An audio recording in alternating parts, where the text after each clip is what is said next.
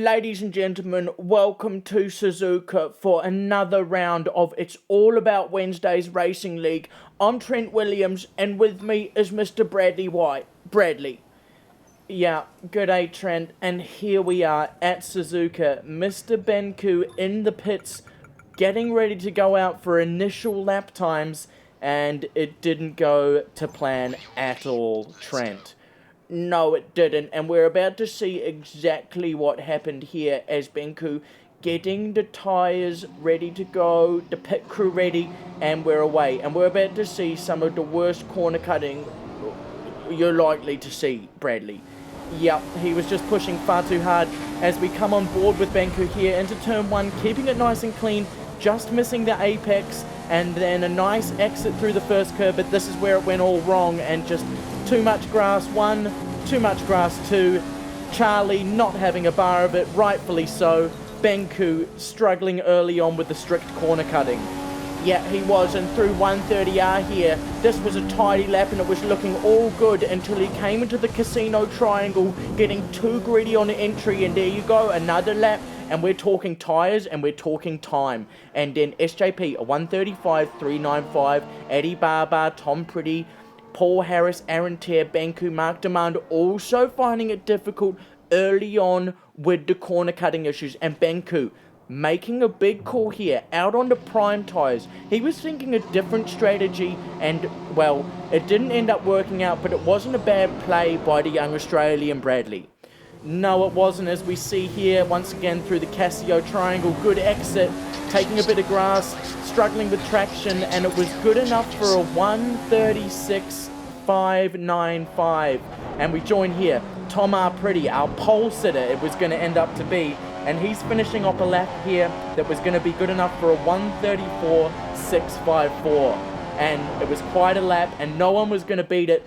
Mark Demand, try as he might, coming through the Casio triangle here, keeping it nice and clean, a tidy exit, but it was only good enough for a 134.844, which was not going to be good enough for pole. No, it wasn't, and Benku, try as he might, was only able to snag fourth on the grid, struggling for traction there, the Casio triangle, DRS wide open, but not the best qualifying for the young Australian. As we look here, Tom R. Pretty, a 134.645, Mark Demand, Eddie Barber, Mr. Benko, SJP, Paul Harris and Aaron Tear. But it's all about lights out now, and we're away. Eddie Barber struggling for traction on the getaway. Mark Demand makes a good move. Tom Pretty holding the outside line as we come into turn one here. Benku holds his nerve and keeps it clean through turn one, and now he's chasing Tom R. Pretty and Mark Demand as we come through the S section, and the whole field making it through cleanly as far as I'm aware. Benku getting a bit wide but keeping it all together, and everyone just settling into a rhythm for the race. Bradley. Yep, through the Dunlop curve they come for the first time. Benku getting awfully wide, managing to avoid Charlie's wrath, and we come now to the end of lap one through 130R. Benku hot on Tom R. Pretty. Tom Pretty locking up in all sorts of trouble. And here we go. Benku getting in the slipstream. A good exit out of the Casio triangle onto the final curve. No DRS, of course, but Benku smashes it up into Rich, gets in the slipstream, puts it on the inside into the first turn, and there you go. Easy as you like. Great move, and now it's all about trying to track down Mark Demand, but it just wasn't to be. No, it wasn't, as we see here, lap 3, rain starting to come down. SJP right on Benku's tail. He's managed to make it past Tom R. Pretty. I think that happened at the hairpin on this lap, and SJP looking to make a move around the outside of 130R. Benku saying, no thank you sir, taking a bit too much grass. Charlie alerted up in the box, and Benku really trying to put some laps together to chase Mark, but this is where it went absolutely pear-shaped. Benku noticing the rain, wanting to take early pits onto the intermediate, takes the inside line, but no, this happens, and a racing incident as it's been disputed, but then a teleportation. I don't know what's happened there. I think there's something going on there, but that car has flipped, and lucky not to get a weird Codemasters penalty for that crossing over the pit entry. But now Benku, we skipped to lap 15, a pretty dull race through this period, and Benku wanting to switch onto the option tyres, sensing the track is starting to dry out, and he's straight onto the options. And did he put some lap times in, Bradley? I think he did. Yeah, he really did. Benku, realizing that he had to make the most out of a bad situation, thinking that maybe a podium could be on the cards, and he just went fastest lap for fastest lap. Paul Harris getting the disqualification, being a naughty boy on some of the corners, you'd assume there, Trent.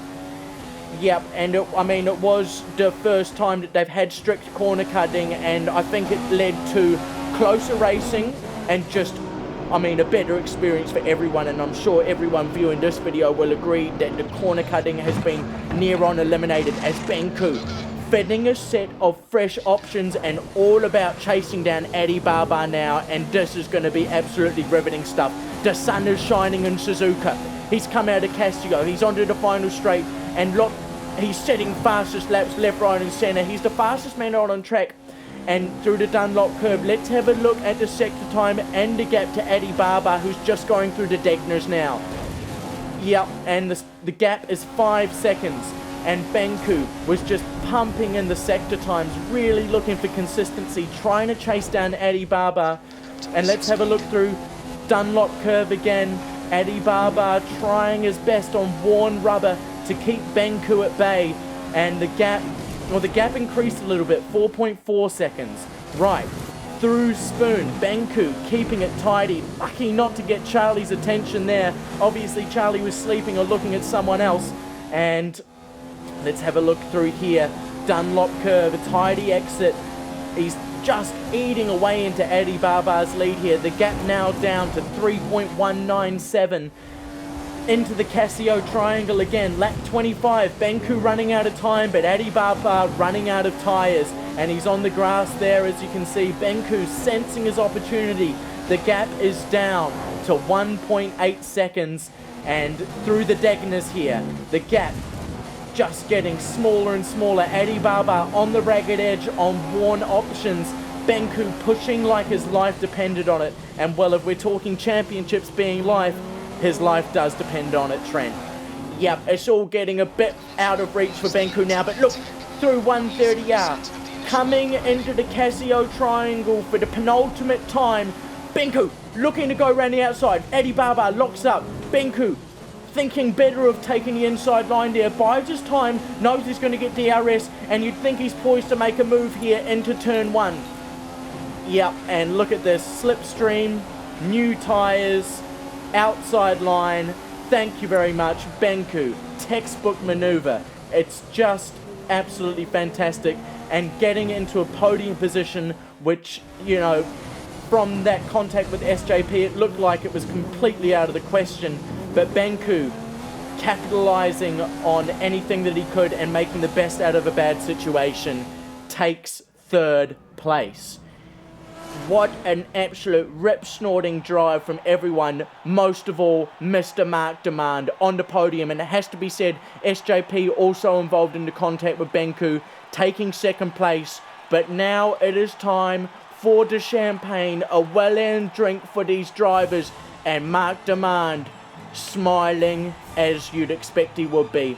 What a fantastic race, and what a fantastic season this is turning out to be. It's going to go down to the wire, you feel, and I tell you what, don't look away, because it's all go.